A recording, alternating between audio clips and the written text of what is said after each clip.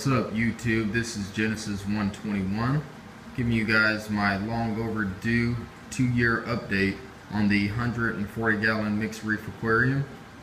Back in February of 2015, this tank hit its 2-year marker, and I was very proud of that.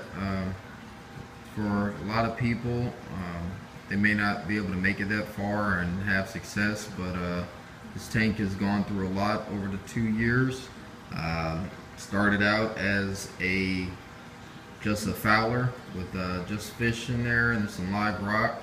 I kept it like that for about the first 1.5 years, and then decided I wanted to go turn it into a reef, and it's what you see right now. It's not fully stocked yet, but I'm still stocking it slowly but surely. But you got a tank this size, it is quite expensive and it does take time, so that's what I've been doing. It's taking my time stocking this and getting used to all the new parameters and testing everything out. But let's jump into it. So starting out over here, this is a 140-gallon aquarium. It is 84 inches long. Stands 24 inches in height, and it is 16 inches in depth. Got the a 50-gallon sump underneath, and I have my canopy up top with 3 of the full spectrum Mars Aqua LEDs. Run 2 Jabo WP-40s, and these things are awesome. You can see there. But yeah, let's jump into it, talk about the livestock. As far as fish, I've got my yellow tang here, which is doing awesome. I've got a couple of these chromies that like to hide back there. Got my pair of clownfish, both snowflakes. One's black and white and one's the orange and white ones that do not host anything, unfortunately. Got my spotted mandarin, and this guy just eats copepods. I've got my Midas blenny, who loves hiding underneath this toadstool here in this hole. It's where he hangs out usually most of the time. Got my flame angel, who is a big bully in the tank and likes to pick on everybody.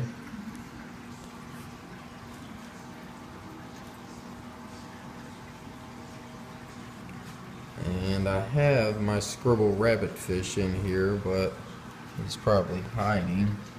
There he is back there. If he comes out, I'll get another shot of him. Got my cleaner shrimp there. I also have another shrimp. He usually hides back there. Comes out at nighttime mainly. So yeah, that's all the fish there.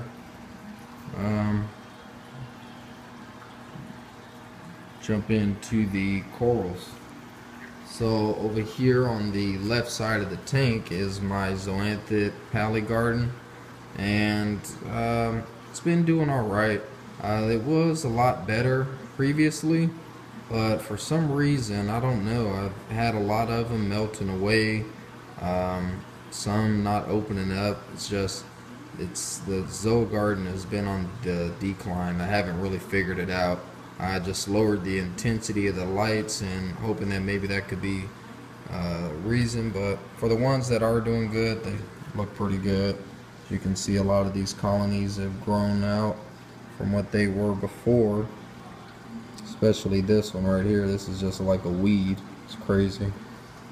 But yeah, there's my eagle eye zoas that just not looking as good as they've always been. And these GSP here is spread like crazy. It was just a little 3-inch piece that I originally put here, and as you can see how much that spread. But it's at a position where if it does spread too much, it won't be that bad.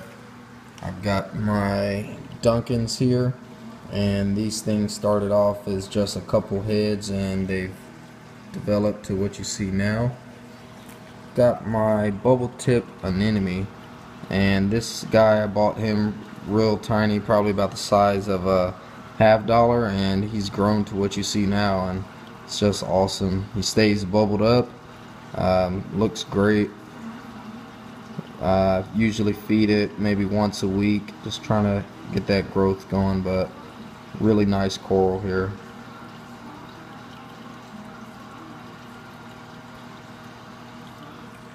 And I've got a couple Monty caps, one there, it's a green one, and then I have a purple Monty cap back there on the back that I'm trying to grow out there, and some more Monty caps here. Just trying to have this whole little area all Monty caps. I'm going to start growing some off the back wall as well. And here's my Euphyllia section.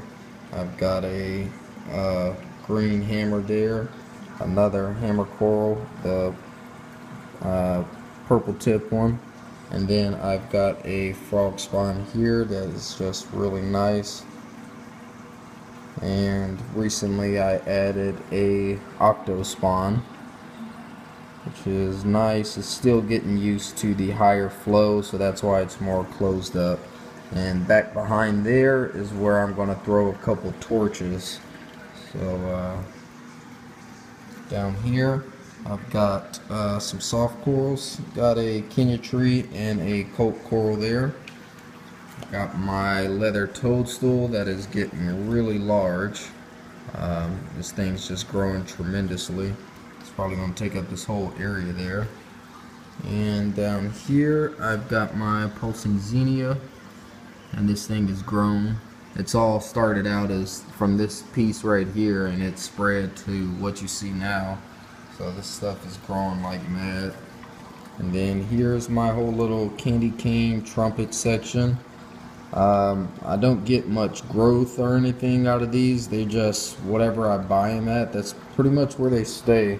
Not really sure why. I don't see like any new heads or anything growing off of them. But there's got two up there. I got these ones right here. But yeah, and over here to the right of that, got a couple of these Montipora digitatas, and they're doing alright. These are just small little frags. And got my clam down here, which has been doing awesome. This thing just loves life here in the tank. Never had any issues with it. And bring you back up top to my SPS section. As you can see, got this deep water acro, and just very little growth on it since I've had it. And I was told that it was a slow grower, but it looks like it's pretty much the same as since when I first got it. Got this lettuce coral here, which is pretty nice. Got a Starry Night acro, which I've been getting some good growth out of that. I fragged a little piece off already, but that's been doing good. And my first acro, my tricolor acro, has been doing great. Fragged a couple pieces off of there, but this thing's just been growing like mad and doing really good. I've got my stylo that's been growing really good, and to the right of that my Aura Greens bird's nest, which has been doing good as well. Got a little, not sure the name, but green Acropora frag there, and then another frag. This one is purple with green little polyps or green dots on it. I think it may be a bonsai, not really sure. So take you over here, and this whole little section here is my little mushroom area. Got a whole bunch of different Rhodactis and different kind of mushrooms there, but A lot of them are looking really good. You can see just got a big variety of different kind of mushrooms that I'm going with here. A little colony back here of the purple mushrooms. And then down here in the bottom I've got my Fabius. They're doing good. Don't get too much growth out of these. These guys pretty much just stay the same. So yeah, that's this section over here. I did have a couple of the Florida Recordias, but they actually melted away on me. I'm not sure why. Don't know if it was because of my alkalinity being higher, but not sure what the deal was with that, but those did melt away. So yeah, this is it right here. Everything's been looking really good. Still have more plans for the future. Down here I might add another Fabia there. Down here on the sand bed I want to have some plate corals, some scullies up in here, maybe blastos and welsos, all that kind of little stuff to just fill in this sand bed area here. I know right there in this area I want to add a bubble coral and let it have enough space to where when it extends its sweeper tentacles it's not stinging anything else.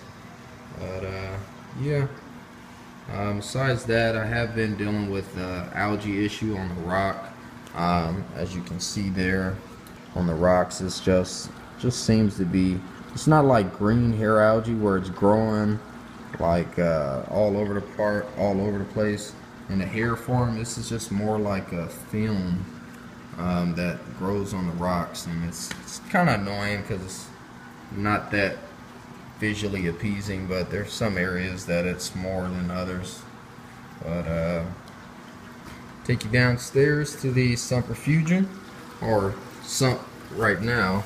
So I have my two drains coming off of my hang on the back overflow box, and then those come down and dual drains down here into my first stage of the sump, which is my filter socks, and come in here to the second stage, which is where I have right now a Coral Life Super Skimmer 220, and I do plan on upgrading this skimmer here soon to the Coral Box D700 skimmer.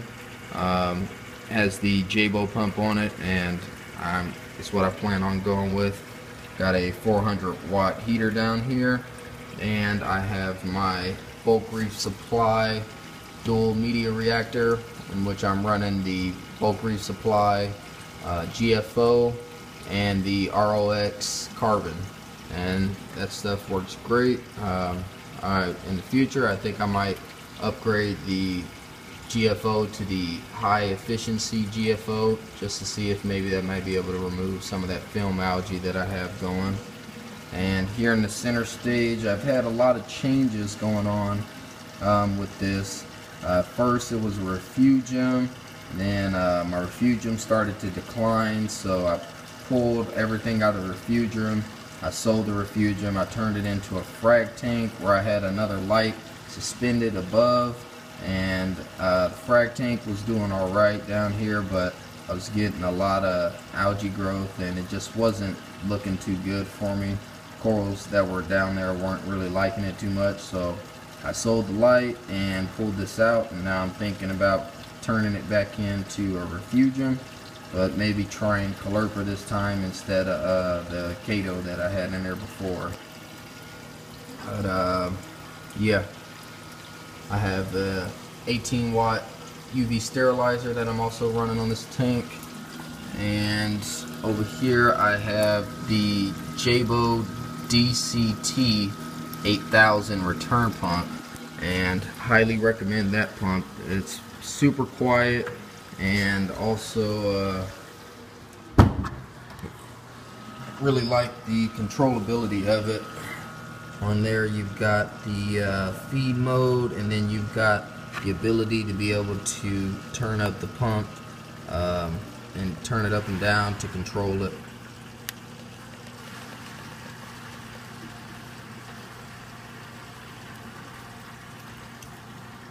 yeah, that's that.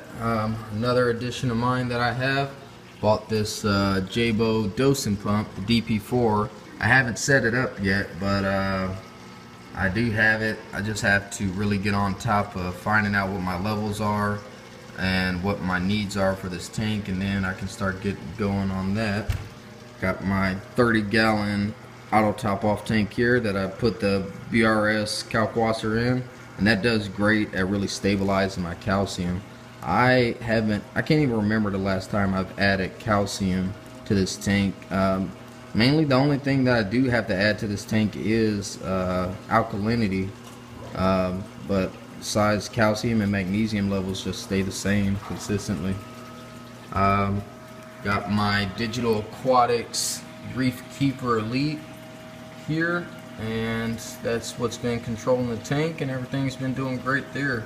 Got the SL2 module, the net module, and then I have 3 of the PC4s and then 1 regular power strip that control this tank, and been really happy with that. Not as good as a Apex, but definitely gets the job done for me.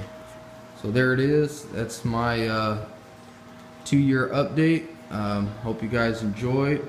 If you haven't already, hit that subscribe button, hit the like button on this video, and thank you guys for watching.